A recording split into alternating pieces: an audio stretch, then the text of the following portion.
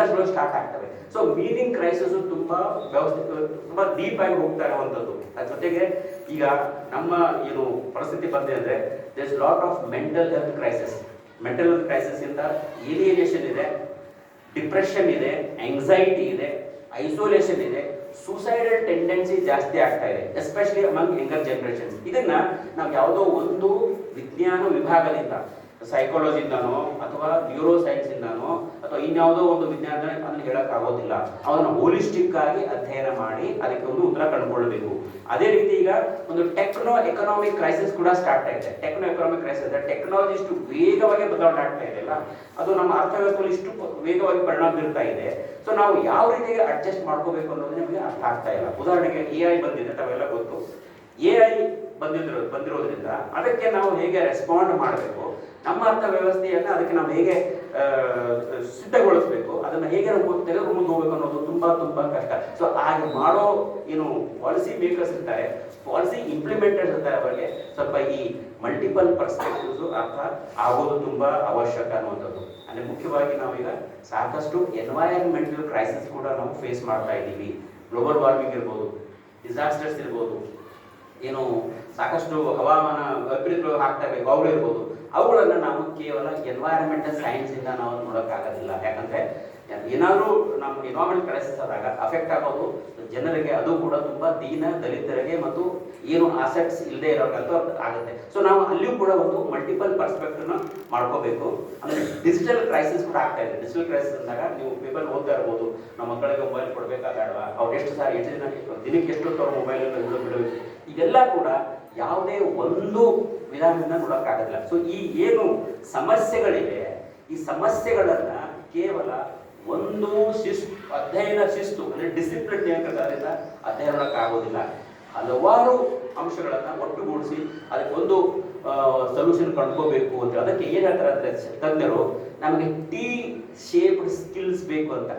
T shaped skill ಅಂದ್ರೆ ಏನು? ಒಂದು ಟಿ ಅಂದ್ರೆ ನನ್ನ ಡಿಸಿಪ್ಲಿನ್ ಎಕನಾಮಿಕ್ಸ್, ಆಮೇಲೆ ಮೇಲೆ ಬರ್ತದಲ್ಲ ಅದು ಡಿಫ್ರೆಂಟ್ ಡಿಸಿಪ್ಲಿನ್ಸ್. ಅಂದ್ರೆ ನಾವು ಟ್ರಾನ್ಸ್ ಡಿಸಿಪ್ಲಿನಾರಿಟಿ, ಮಲ್ಟಿ ಡಿಸಿಪ್ಲಿನಾರಿಟಿ, ಇಂಟರ್ ಡಿಸಿಪ್ಲಿನ್ ಹೇಳ್ತೇವೆ. ಆ ಸ್ಕಿಲ್ಸ್ ನ ಬೆಳೆಸ್ಕೊಂಡು ನಾವು ಟಿ ಟೈಪ್ ಸ್ಕಿಲ್ಸ್ ಬೆಳೆಸ್ಕೊಂಡಾಗ ಮಾತ್ರ ನಾವು ಸಮಸ್ಯೆಯನ್ನ ಅರ್ಥಕೊಳ್ಳೋಕೆ ಸಾಧ್ಯ ಆಗ್ತದೆ.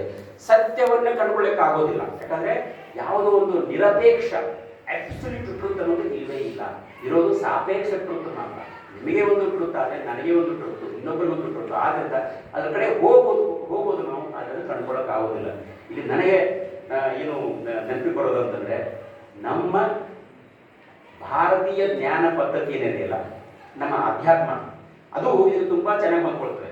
ಬೇರೆ ಏನು ನೋಡೋಬೇಡ, ಮಹಾಭಾರತ ಗಮನಿಸಿ. ಮಹಾಭಾರತದಲ್ಲಿ ಎಷ್ಟೊಂದು ಉಪಕಥೆಗಳು, ಎಷ್ಟೊಂದು ಅಲ್ಲಿ ಘಟನೆಗಳು ಬರ್ತಾವೆ. ಆ ಘಟನೆಗಳೆಲ್ಲ ಎಲ್ಲೋ ಪ್ರಾರಂಭವಾಗಿ ಕೊನೆಗೆ ಒಂದು ಕಡೆ ಬಂದು ಸೇರ್ಕೊಳ್ತವೆ.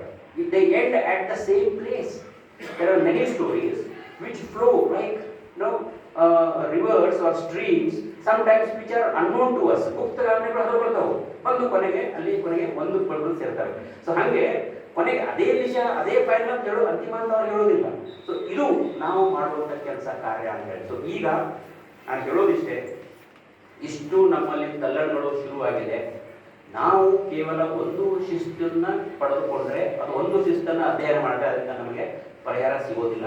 ಆದಷ್ಟು ನಾವು ಎಲ್ಲರನ್ನ ಕೂಡಿಸ್ಕೊಂಡು ಕೊಲ್ಯಾಬರೇಟಿವ್ ಆಗಿ ಮಲ್ಟಿ ಡಿಸಿಪ್ಲಿನರಿ ಪರ್ಸ್ಪೆಕ್ಟಿವ್ ಇಂದ ನಾವು ಮಾಡ್ಕೊಂಡಾಗ ಮಾತ್ರ ಅದಕ್ಕೊಂದು ಪರಿಹಾರ ಕಾಣುತ್ತೆ ಅನ್ನೋದು ಈ ಪೋಸ್ಟ್ ಮಾಡರ್ನಿಸಮ್ನ ಒಂದು ಸಂದೇಶ. ಅದಕ್ಕೆ ಈ ಒಂದು ಸಂದರ್ಭದಲ್ಲಿ ಕಾಲೇಜ್ನವರು ಇಂಥ ಒಂದು ವಿಷಯವನ್ನು ಆಯ್ದುಕೊಂಡದಕ್ಕಾಗಿ ನಾನು ಅಭಿನಂದಿಸ್ತೀನಿ.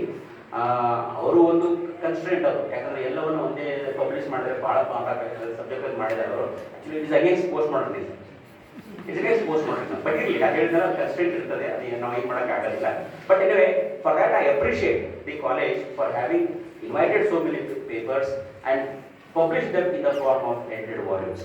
ಸೊ ಫ್ರೆಂಡ್ಸ್, ನಮಗೆಲ್ಲ ಒಳ್ಳೆಯದಾಗಲಿ. ತಾವು ಒಳ್ಳೆಯ ಸಂಕಥನಗಳ ಡಿಸ್ಕೋರ್ಸ್ ಅಲ್ಲಿ ಸೇರಿ ನಿಮ್ಮ ಈ ಜರ್ನಿಯನ್ನು ಮುಂದುವರಿಸಿ ಆದಷ್ಟು ಮಲ್ಟಿಪಲ್ ಪರ್ಸ್ಪೆಕ್ಟಿವ್ ಇಂದ, ಮಲ್ಟಿ ಡಿಸಿಪ್ಲಿನಿಟಿಯಿಂದ ಒಂದು ಅಧ್ಯಯನ ಮಾಡ್ತಾ ಈ ನಾವು ಎದುರಿಸ್ತಕ್ಕಂಥ ಸಮಸ್ಯೆಗಳಿಗೆ ಸೋಷಿಯಲ್ ಏನು ಪ್ರಾಬ್ಲಮ್ಸ್ ಇದೆ, ನಮ್ಮ ಏನು ಸೋಷಿಯಲ್ ಪ್ರಾಬ್ಲಮ್ ಎಲ್ಲ ಬರ್ತದೆ, ಪೊಲಿಟಿಕಲ್ ಬಂತು, ಎಕನಾಮಿಕ್ ಬಂತು, ಸೈಕಾಲಜಿಕಲ್ ಬಂತು. ಆ ಸೋಷಿಯಲ್ ಪ್ರಾಬ್ಲಮ್ಸನ್ನು ಪರಿಹರಿಸಲಿಕ್ಕೆ ಪ್ರಯತ್ನ ಮಾಡಿ ಅಂತ ಹೇಳ್ತಾ ಇಲ್ಲಿಗೆ ನನ್ನ ಕರೆಸಿ ಕೆಲವೊಂದಷ್ಟು ವಿಚಾರಗಳ ಮುಂದೆ ಹಂಚ್ಕೊಳ್ಳಿಕ್ಕೆ ಅವಕಾಶ ಮಾಡಿಕೊಟ್ಟು ನಮಗೆ ಸನ್ಮಾನ ಮಾಡಿದಂಥ ಕಾಲೇಜ್ ಎಲ್ಲರಿಗೂ ನನ್ನ ಅಭಿನಂದನೆ ತಿಳಿಸಿ ನಾನು ಮಾತಾಡಿ ಮುಗಿಸ್ತೇನೆ. ನಮಸ್ಕಾರ.